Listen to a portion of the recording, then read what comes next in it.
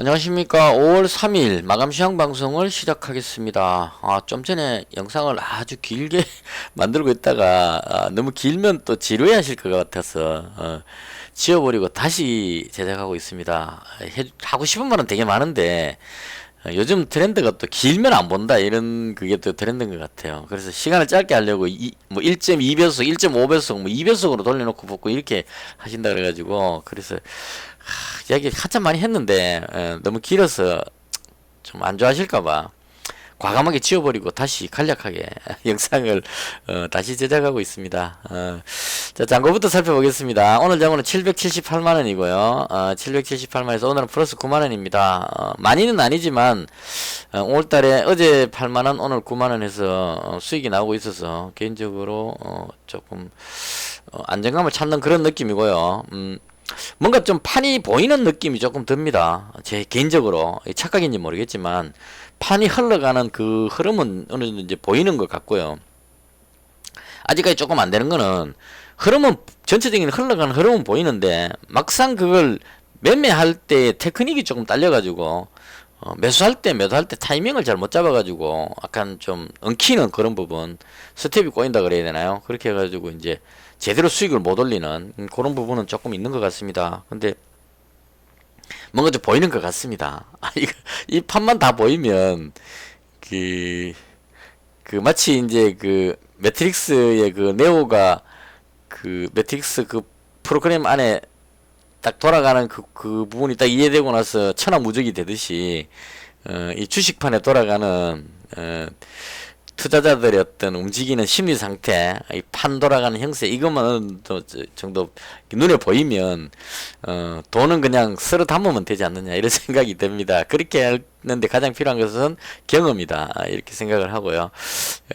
오늘은 개인적으로 좀 뭐 특별하게 매매를 많이 안 했지만 흘러가는 흐름은 대체로 많이 보였습니다, 눈에. 그래서 이거 상당히 이거 내가 이게 왜 보이지 이런 생각이 살짝 들 정도로 자만심이 살짝 생겼는데요. 이럴 때 조심해야 됩니다. 좀 되네 이렇게 하다가 한 번씩 얻어맞기 때문에. 그래서 이번에는 아마도 과거와는 다르게 좀 제대로 할 수 있지 않을까. 그러니까 조금만 기다리십시오. 제가 2천만 원만 되고 나면 그 다음은 바로 그 논스톱으로 1억까지 그냥 쫙 달리도록 하겠습니다. 전혀 믿기지 않으시겠지만 2년 동안을 제가 진짜 뼈를 깎는 고통을 느끼면서 경험을 쌓았기 때문에요. 이 정도 경험치면 잘 될 겁니다. 자, 그래서 시장에 대한 생각인데요. 지난번에 미정씨가 FOMC 회의를 앞두고 있기 때문에 눈치 보기를 하는 것 같아요. 이 연준 회장이 뭔 소리 할까 싶어서 눈치 보기를 하는 것 같고, 그 다음 미국 10년물 국채금리가 2.97, 거의 3% 갔다가 약간 내려온 상태인데요. 이렇게 국채금리가 급등했는데도 불구하고 나스닥이 상승했다. 이게 의미 있는 것 같습니다. 그래서 차트를 봤는데요. 나스닥 지수. 어제의 이 상승은 상당히 의미 있었다고 생각합니다. 제가 봤을 때. 지금 제가 이날 하락할 것 같다 그러고 나서 그 다음날 하락을 했는데, 이때 제가 어제 방송할 때 뭐라 그랬냐면은 방향을 잘 모르겠다고 말씀드렸습니다. 왜냐하면 요 지지선 정도에서 지지하고 멈췄어야 되는데 이걸 깨고 내려가 버렸기 때문에 이 부분이 도저히 해석이 안 돼가지고, 그래서 내려갈지 올라갈지 잘 모르겠다 이렇게 정리를 했습니다. 근데 다행히 지난밤에 미정씨가 나스닥이 들어 올려가지고 이 선을 회복을 했거든요. 그래서 많이는 아니지만. 그래서 오늘 이제 국내 증시 움직이는 거를 쭉 보면서 이제 약간 느낌적으로 봤을 때 미국 선물 지수도 그렇고요. 하루 종일 봤을 때 이제는 바닥을 충분히 저점을 확인한 것이 아닌가 이렇게 생각이 됩니다. 그래서 개인적으로 어디까지는 개인적인 사견입니다. 그러니까 제 말 듣고 했다고 손실 보면 안 되니까요. 판단은 여러분이 하시고, 제 개인적인 의견으로 여기서 1차로 빠지고 들어올리다가 2차로 빠졌는데 충분히 저점을 확인했다고 생각하고 이제는 위쪽으로 보고 대응하면 되지 않을까, 개인적으로 그렇게 생각합니다. 그래서 여기서 목표치를 대충 한 여기나 아니면 여기 정도까지 하루만 올라간다는 얘기는 아니고요. 이렇게 올라가지 않겠느냐라고 생각을 합니다. 그래서 그렇게 생각하는 이유는 일단 그 연준이 금리 인상을 하게 될 건데요. 이번 5월 달에는 0.5포인트 인상할 것이 유력하다고 생각을 합니다. 그래서 0.5포인트 인상되는 것은 악재가 아니다. 왜냐하면 0.5포인트 인상할 줄 다 알고 있기 때문에 이건 악재 해소다 이렇게 해서 오히려 호재성으로 작용할 겁니다. 문제는 그 회의 끝나고 나서요, 파월 연준 의장이 시장에 던지는 메시지가 뭐냐, 이게 중요합니다. 그래서 연준 의장이 너무 물가가 높기 때문에 강력한 긴축을 해야 되겠다 이런 뉘앙스로 말해버리면 추가 악재가 발생하기 때문에요. 0.5포인트 인상했는데다가 앞으로 더 강력한 긴축을 한다는 이 부분이 악재가 되기 때문에 떨어진다는 얘기입니다. 근데 만약에 연준 의장이 0.5포인트 인상하고 시장이 나름대로 견조하다 뭐 이런 식으로 해서 우호적인 발언을 하면 증시는 반등하게 될 가능성이 상당히 높다 이렇게 봅니다. 그래서 연준 회장이 제가 연준 회장 마음을 잘 모르지만 제가 생각하기에 연준 회장이 좀 비둘기파적인 우호적인 표현을 하지 않을까라고 생각합니다. 그 근거는 뭐냐면 한 1년 전인가 그때 물가는 코로나 터지고 나서부터 계속 높았어요. 그래서 이게 물가가 높은 이유가 생산이 막 떨어져 갖고 물가가 높은 게 아니고 제가 보기에 물류가 제대로 이동하지 못해서 생긴 물가 그 가격이었거든요. 그 연준 회장도 그렇게 이야기했었어요. 일시적인 현상으로 보인다고 이야기했었습니다. 1년 전인가 그때쯤 그 이야기할 때 물가가 높은데 연준에서 금리를 올리지 않으면서 왜 안 올리느냐는 데 대한 그 이유를 설명할 때 현재의 물가는 물류가 제대로 못 움직이기 때문에 그게 중국에서 생산된 게 미국으로 와야 미국에서 판매가 되는데 이게 배에 싣고 갖고 내려놨는데 근로자들이 코로나 걸려갖고 전부 다 운송이 안 돼버리면 현장에 그 소비자한테 가지를 못하죠. 그러니까 이제 물건이 부족하니까 품귀 현상이 생겨서 물가가 올라가 이런 현상이라는 얘기입니다. 그래서 이런 부분들이 코로나로 인한 일시적인 현상이기 때문에 해결될 것이다라고 이야기를 했는데 코로나가 너무 길게 이어지니까 2020년 3월인가부터 해서 지금 계속 이어지고 있죠. 그래서 20년, 21년, 22년 지금 3년 차에 접어들기 때문에 너무 긴 시간 동안 계속 그런 현상이 생기니까 그 높은 물가가 고착화돼 가지고 이제 물가가 높은 게 돼버린 겁니다. 코로나로 인한 일시적인 게 아니고 장기적으로 계속 물가가 높아지는 상황. 그래서 그 부분이 악재가 됐는데 제가 이 부분을 왜 약간 괜찮게 보느냐 하면 코로나가 지금 어느 정도 해결되고 있는 상태거든요. 봉쇄는 하지 않는다는 얘기입니다. 코로나가 확진자는 여전히 있지만 걸려도 어느 정도 뭐 감기처럼 독감처럼 치료하면 해결되기 때문에 이제는 마스크도 풀고 정상적인 물류 운송이 다 될 수 있는 상황으로 간다는 얘기입니다. 이렇게 되면 코로나로 인해서 급등했던 물가가 잡힐 수 있다 이렇게 볼 수 있을 겁니다. 그래서 그런 부분들로 인해서 물가가 안정화될 가능성이 있다 이거 하나 하고 그럼에도 불구하고 최근에 물가가 되게 높았던 이유는 특히나 식료품 같은 곡물 가격이 급등했던 이유는 러시아하고 우크라이나가 전쟁하고 있기 때문에 거기로 인해서 우크라이나가 곡창지대이기 때문에 특히나 빵값이 급등하죠 지금. 그 밀이 전쟁 치고 있어 갖고 수출을 못 하고 있다는 얘기입니다. 흑해 거기 우크라이나 항구 오데사인가 어딘가 거기에 배에다가 곡물을 싣고 수출을 해야 되는데 이 배가 흑해를 빠져나가지를 못한다는 얘기입니다. 러시아 함대가 지키고 있기 때문에. 그래서 거기 항구에 곡물을 450만 톤인가 같은 어마어마하게 쌓아놓고 있대요. 싣고 못 나가갖고. 이렇게 되니까 있는데도 불구하고 운송을 못 해갖고 지금 판매가 안 되니까 곡물 품견상이 생긴다 이렇게 볼 수 있을 겁니다. 그래서 그런 부분들로 인해서 곡물 가격 급등 같은 이런 것들이 물가 상승을 더 자극해 갖고 더 급등시키는 이런 현상이 됐다 이렇게 봅니다. 그래서 제가 봤을 때 코로나로 인한 물류 이동이 불균형해서 생긴 물가 인상 부분은 어느 정도 완화될 수 있다. 물가가 좀 잡힐 수 있다. 이 부분 하나 하고요. 그 다음 러시아 우크라이나 사태가 어떻게 될 것이냐 하는 거를 또 생각을 해봤는데요. 이 개인적인 견해입니다. 협상 쪽으로 갈 가능성이 높다 이렇게 봅니다. 지금 뉴스에 나온 거 보면 푸틴 대통령이 암 수술을 받는다는 이야기도 돌고 있는 것 같고요. 푸틴이 만약에 암 수술을 해버리게 되면 일단은 지금 이 전쟁에서 가장 강력하게 갈 때까지 가보자고 하고 있는 게 푸틴인데 푸틴이 암 수술 받아버리면 일단 전쟁에 대한 어떤 그 부분이 좀 완화될 수 있다 이런 부분 하고 그다음 이 서방 세계도 지금 상당히 난감한 상황입니다. 미국은 뭐 저거 다 가지고 있으니까 곡물도 뭐 미국의 곡창지대에 지금 곡물이 충분하죠. 그리고 지하자원 뭐 석유 가스 해갖고 미국은 자기들이 다 가지고 있으니까 아무 답답한 게 없죠. 없어서 그냥 뭐 봉쇄하고 러시아산 다 봉쇄해버리자 뭐 하면 되는데 문제는 유럽이란 얘기입니다. 유럽은 러시아의 가스관을 연결해갖고 폴란드나 뭐 이런 나라들이 그 러시아 가스관이나 이런 걸 이용해갖고 지금 에너지를 다 공급받고 있는데 이거 수입 금지해버리면 러시아만 힘든 게 아니고 유럽도 힘든다는 얘기입니다.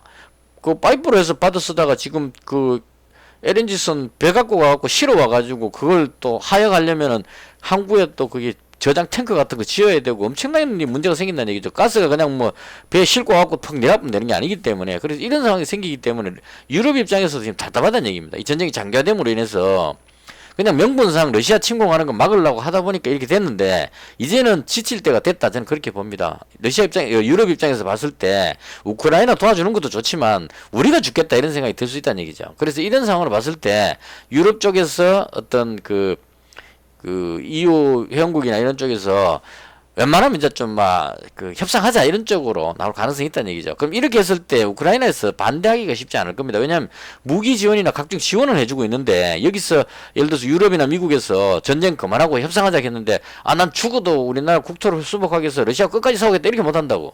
만약 그렇게 하게 되면 그럼 너 공급해주는 무기 다 끊어보면 우크라이나가 망합니다. 그래서 그렇기 때문에 또 특히나 이 끝나고 나면 전후 복구를 해야 됩니다. 지금 엄청나게 파손된 건물이나 뭐 그 도로 같은 거 이런 거 사회 기반 시설을 복구시켜야 되겠죠. 그런 거 하려면 전부 서방의 지원을 받아야 되는데 지원 없으면 우크라이나는 가난하기 때문에 복구하는데 어마어마하게 돈이 많이 들어가서 힘들다는 얘기죠. 그럼 그런 지원을 받으려면 뭐 유럽이나 미국 쪽에서 웬만하면 협상하자 이렇게 했을 때 반대하기 어렵다는 얘기죠. 그래서 그렇게 봤을 때 러시아도 제가 봤을 때, 뭐 핵무기 이런 거 있는 거는 물론 그 강하지만 그거 빼보고 그냥 지상전으로 봤을 때 우크라이나하고 붙으면 질 것 같습니다. 지금 제가 봤을 때. 우크라이나가 이 전투민족인 것 같아요, 진짜.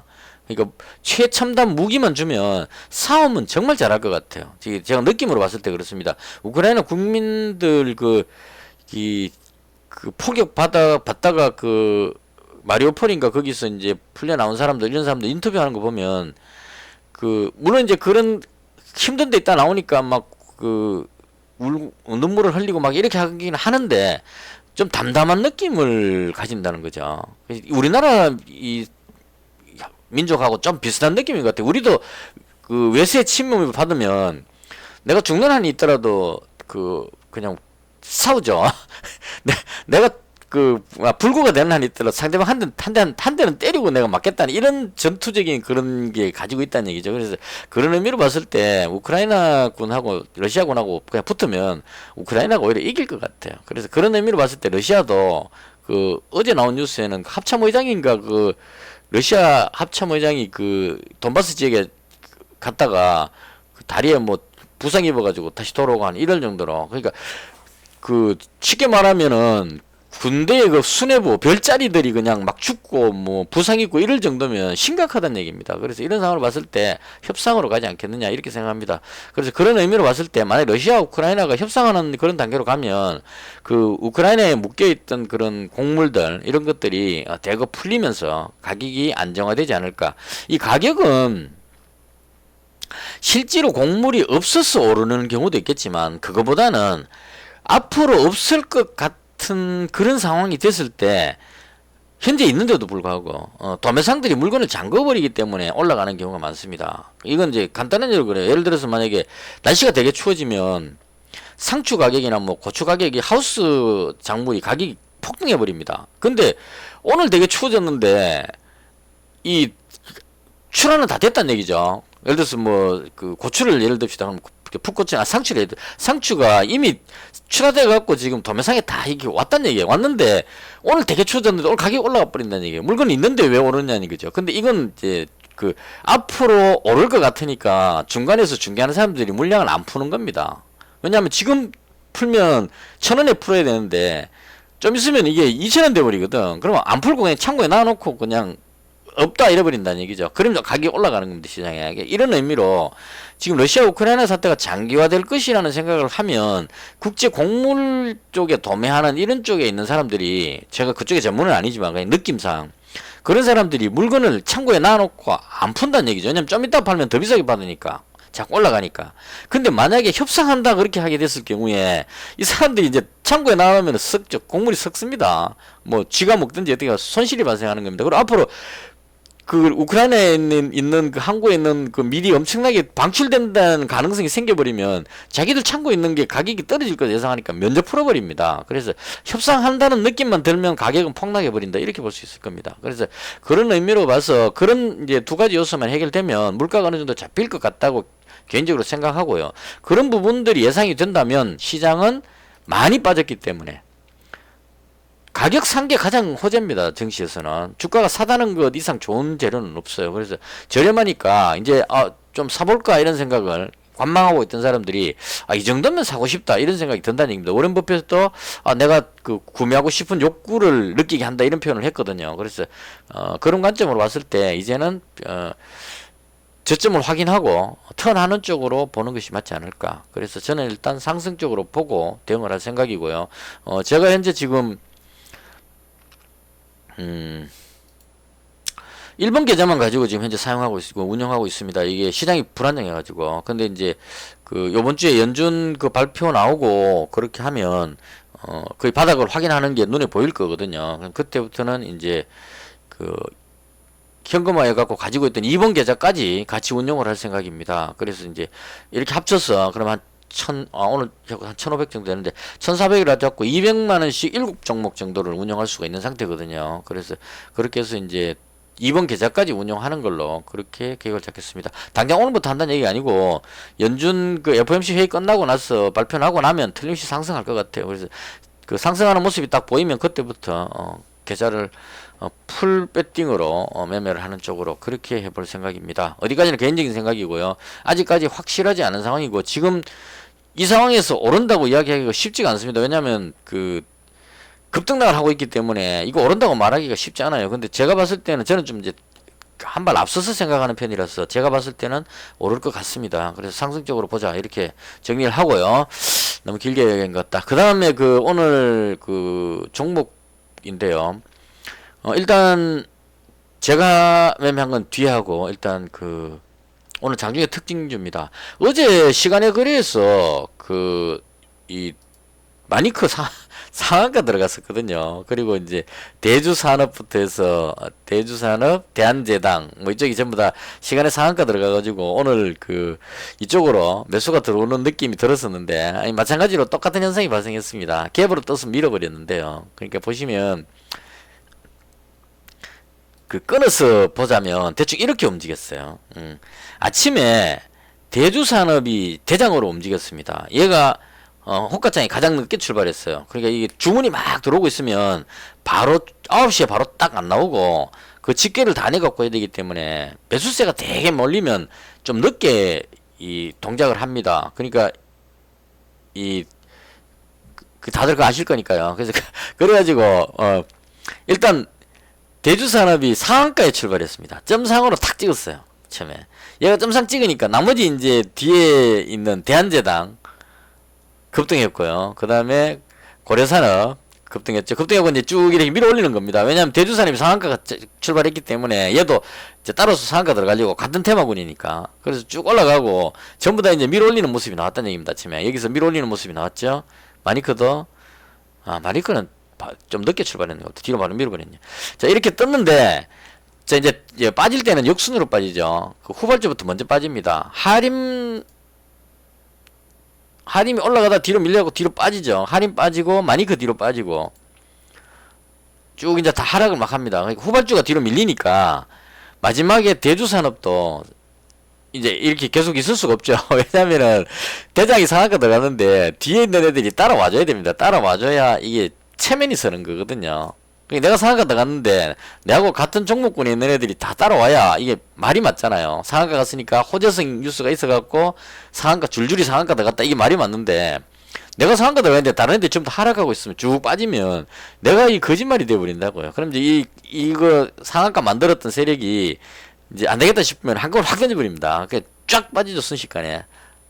저도 깜짝 놀랐습니다. 이거 상한가였는데 잠시 눈 깜빡 딴 거 보다가 싹 보니까 바로 확 떨어져가지고 있었어요. 떨어져가지고 쭉 밀어가지고 1.74%까지 확 밀어버렸습니다. 그래서 오늘 이게 아침에 상한가 따라잡기는 사람 같으면 30%에 들어가지고 지금 1.74%니까 한 28% 마이너스 났을 겁니다.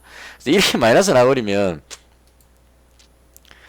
손절 덜해가 다 못했기 때문에 지금 또 손절하는 물량 정리가 덜 됐으니까요. 이 손실이 너무 크니까 손절하는 그 힘으로 해서 지금 현재 시간에까지 또 빠지고 있습니다. 이런 식으로 해서 확 밀려버렸습니다. 그래서 이렇게 빠졌었고요. 그 좀 특징적이었던 게 아까 봤을 때 이 한성기업이 많이 줄었네요. 얘는 또 맛살이죠. 수산물.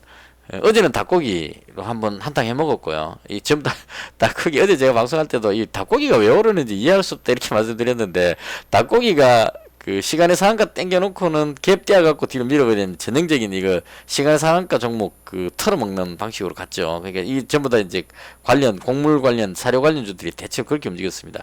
대주산업까지 쫙 이렇게 밀어버렸죠.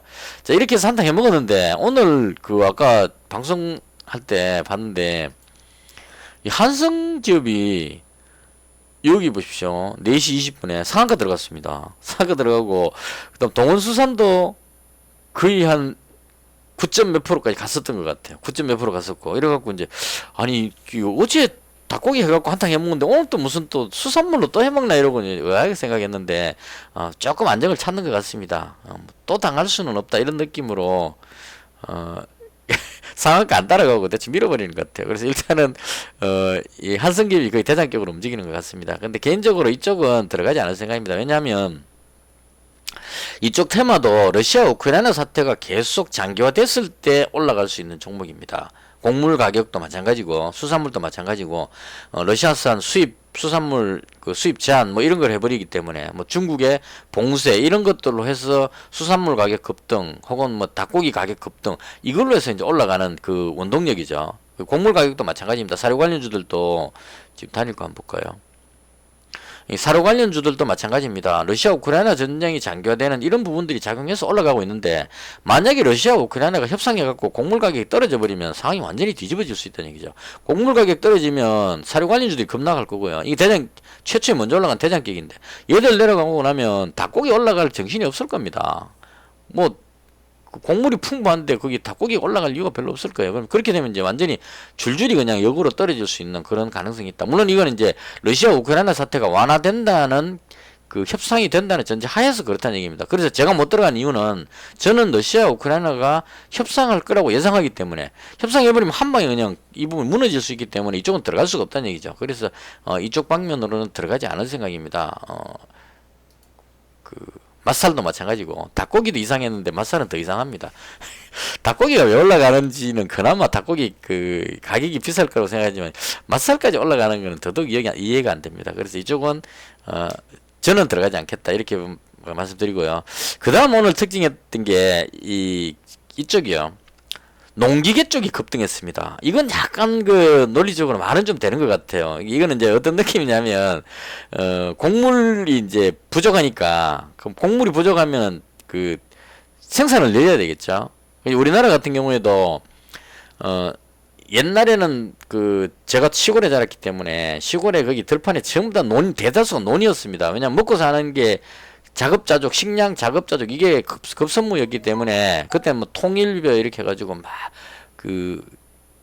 저도 저희 집도 논농사를 엄청나게 많이 했었어요. 그러니까 이제 소독하고 막 그렇게 했었는데, 그렇게 해갖고 하다가 이제 그 식량이 어느 정도 충분해지고 나면, 그다음부터는 이제 벼농사가 줄어듭니다. 줄어들어가지고 거기다가 이제 벼농사 하는 그 자리를 다른 작물을 하거나 뭐 이런 식으로 해갖고 이제 변형이 되죠.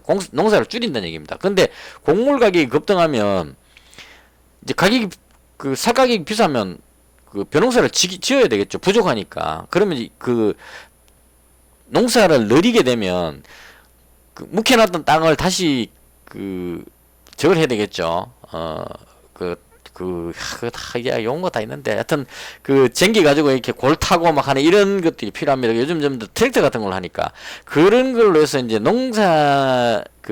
농경지를 다시 이제 늘려야 되기 때문에 농사를 늘려야 되기 때문에 그러려면 농기계가 필요하다 이렇게 연결 짓는 것 같습니다. 전부 다 말만 갖다 붙이면 돼요. 예. 그래서 그런 관점으로 농기계 관련주들이 많이 팔릴 것이다 이렇게 예상을 하는 거죠. 그래서 이제 그 대동기업 옛날에는 그 저희 농사 옛날 그때 농사질 때 보면 대동기업 여기서 나오는 거 경운기 뭐 이런 거 많이 있었는데 하여튼 이런 쪽 종목들이 오늘 상한가 들어갔다. 우린 PTS 얘도 그 비슷한 것 같아요. 올라가는 흐름이 나왔다 이렇게 보시면 될 것 같습니다. 그래서 상한가 들어갔고요.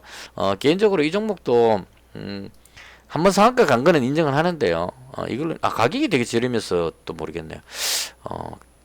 여기서 들어가고 싶지는 않습니다. 너무 높은 가격이라서. 그래서 그랬다 정도로, 설명드리고요. 그 다음, 오늘 강했던 게, 제가 관심있게 보고 있는 건설 장비 쪽입니다. 이 건설 장비 오늘 움직임은 일단 데모라는 종목을 대장으로 생각하는 것 같아요. 시장에서. 그래서 아침에 분봉으로 보시면 5분봉입니다. 얘가 대장격으로 움직이고요. 그 다음, 현대 에버다임, 그 다음에 수산중공업 따라서 움직였죠. 움직였는데, 밀려버렸습니다. 조금. 밀렸고, 그 다음, 장 후반에 가서, 데모는 거의 별로 못 올라갔어요. 또 오히려 뒤로 밀어버렸어요. 밀어버렸는데, 현대 에버다임이, 끌어올려갖고 23%로 마감을 했습니다. 그래서 이렇게 올라가면서, 수산중공업도 한 9% 정도, 그 다음 해인도, 한 10% 정도에서 장비 관련주가 오늘 좀 강했습니다. 강했는데 현재 시간에 거래에서 좀 밀리고 있다는 거는 좀 아쉽습니다. 이게 데모하고 현대 에버다임이 투자 유의 지정 걸렸을 거예요. 아까 뉴스 얼핏 본 것 같은데요.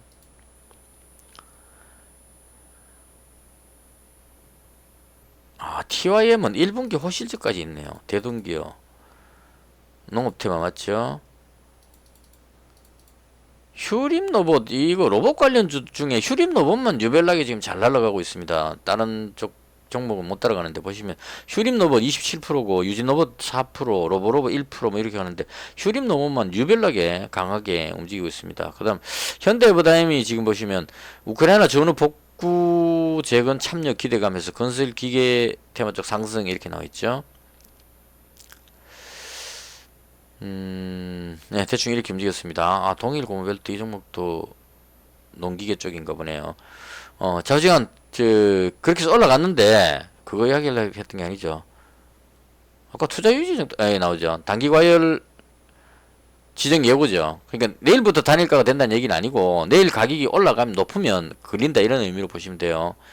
지정 예고니까. 그래서 이거 걸렸기 때문에, 이제 이렇게 되면 단타하는 사람들이 빠져나갑니다. 대체로. 왜냐하면 내일까지 올라가 버리면 단일가 걸려버리거든요. 만약 내일 이 종목이 올라가고 단일가 지정 걸려버리면 그 다음날부터 30분에 한 번씩 거래해야 되는데 단타하는 사람들은 30분에 한 번씩 매매하라 그러면 답답해 죽죠. 그래서 그런 사람들이 가지고 있던 그 물량을 이거 투자 유의 지정이네 그러고 던지는 그 물량으로 인해서 지금 아마 시간에서 뒤로 밀리고 있을 겁니다. 그럼 이제 얘가 대장격인 종목이 뒤로 밀리니까 덩달아서 이제 밀리겠죠. 수산중공업. 얘는 단일가 지정 예고도 아닌데도 불구하고 밀리겠죠. 이런 식으로 밀리고 있다. 이렇게 보시면 되실 것 같습니다. 이 건설 장비 관련 쪽. 그래서 저는 개인적으로 이 종목을 제 건 나중에 한꺼번에 몰아서 할게요. 그 다음 아까 말씀드린 그 로봇 관련주 중에 로봇이 가장 대장인 것 같습니다. 가격이 얘가 1,000원짜리에서 지금 출발해서 올라가고 있는데요. 이 강한 것이 강한 거다 이런 의미로 얘가 가장 지금 돋보이고 있는데요. 너무 높아가지고 저는 못 들어가겠습니다. 일단 그래서 계속 강하다 이런 의미로 정리를 하면 될 것 같고요. 그리고는 에너지 관련주도 마찬가지입니다. 하루 종일 그냥 조용하다가 오늘 GSE가 후반에 조금 방향을 돌리는 것 같았어요. 여기서부터 시작했죠. 오르락내리락 하다가 좀 올려서 5.3%에서 끝났는데 요거는 지금 현재 원자재 가격 보면 요게 판단하기 상당히 어렵습니다. 천연가스가 지금 최고치 위치에 와 있는 것 같아요. 가격이. 예. 아주 계속 안 빠지고 계속 높게 올라가고 있습니다. 이게 아마도 러시아산 그 가스 수입 금지해버리기 때문에 전 세계적으로 가스 부족 현상이 이렇게 생기는 것 같습니다. 그래서 이제 올라가고 있는 상태인데 개인적으로 이 종목도 마찬가지로 가스 에너지 관련주도 협상 쪽으로 예상을 하기 때문에 저는 들어가지 않겠습니다. 물론 이제 협상 안 이루어지고 계속 장기화되면 더 급등하겠죠. 전면전이 일어나면 더 폭등할 수도 있을 겁니다. 근데 그건 이제 어떻게 될지 모르니까. 그래서 그 그렇게 되지는 않을 것이라는 생각으로 저는 일단 에너지 관련주 쪽은 들어가지는 않겠습니다. 대충 이런 쪽이 강했고요. 그다음 오늘 그 재건축 관련해서 무슨 낙제 뉴스가 있었는지 모르겠는데 건설회사들이 재건축에서 움직이던 종목들이 좀 뒤로 밀렸어요. 그러니까 제가 가지고 있던 덕신하우징이 좀 뒤로 밀려버렸습니다. 상당히 아쉽게 생각하는데 이 종목 괜찮게 봤는데 좀 밀려버렸습니다. 그래서 이런 정도였고요. 그 다음 제가 가진 종목에 대한 설명입니다. 아침에 제가 그 방송할 때 코스메카 코리아 이거 화장품 관련주 못 올라가면 정리하겠다 이렇게 말씀드렸는데요. 15,200원에 정리해버렸습니다. 분봉으로 보시면 여기서 되겠죠. 15,200원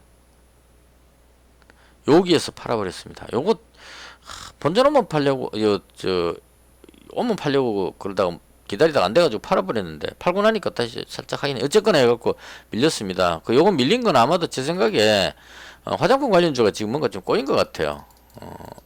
이게 보시면 이차 환불이 제가 별로 마음에 안 든다 그랬잖아요. 얘 실적도 별론데 이게 올라가는 게 말이 안 되고 그럼 중국이 아직까지 확진자가 해결이 안 됐기 때문에 밀어올리기가 쉽지 않을 겁니다. 그래서 좀 뒤로 밀어버렸고요. 그러니까 한번 볼까요? 밀렸고 그 다음 한국 화장품도 마찬가지입니다. 제가 봤을 때 이쪽도 그 대장하기에는 조금 아니라고 봅니다. 그래서 제가 보는 관점에서는 화장품 관련주 가려면 코스메카 코리아 혹은 클리어 같은 이런 종목들이 치고 올라가요. 저는 그 코스메카 코리아가 대장이 돼야 맞다고 생각하는 입장이라서요. 그래서 밀리는 것 같아서 다 정리해 버렸습니다. 그리고 어제 확진자가 아마 그 다시 조금 늘어났던 걸로 기억하는데요. 5만 명은 다시 늘어났죠. 2만 명대로 내려갔다가 다시 5만 명. 물론 이제 요일 때문에 그렇습니다. 그래서 적어도 수요일, 목요일에는 또 확진자가 늘어나니까 5만 명대의 어떤 숫자가 있을 수 있고, 그리고 이 확진자가 줄어든다는 그 확신을 못 가지겠습니다. 왜냐하면 변이도 나왔고, 그리고 그 실내 마스크도 해제돼 버렸고, 그리고 미국 같은 경우에도 실내 마스크 해제했다가 다시 늘어나니까 안 되겠다 싶어 다시 마스크를 끼는 쪽으로 이렇게 지금 하고 있기 때문에 아직까지 코로나가 끝났다고 보기에는 좀 이르다 이런 느낌이 들어서 화장품 정리해 버렸습니다. 손절해 버렸습니다. 좀 기대를 했었는데 그래서 정리해 버렸고요. 코스메카 코리아 정리해 버렸습니다. 하고 나서 이제 그 돈을 수산중공업을 일단 추가로 100만원을 더 잡았습니다. 3,635원에 추가로 더 잡았습니다. 이거 막 올라가길래 좋다고 잡았는데 3,635원이니까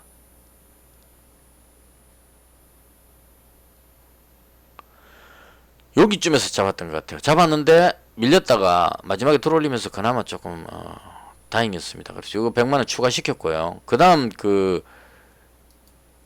제가 그 고려제강을 200만원 가지고 있었거든요. 근데 아무리 봐도 고려제강보다는 동일제강이 조금 더 강해 보였어요. 그래서 이제 둘 다 비슷하게 움직이긴 하는데 개인적으로 고려제강 쪽보다는 고려제강은 실적도 좋고 다 좋은데 28,000원이면 가격이 좀 비싸잖아요. 근데 이 동일제강이 왠지 되게 끌립니다. 이게 이제 어떤 의미가 있냐면 주봉으로 보면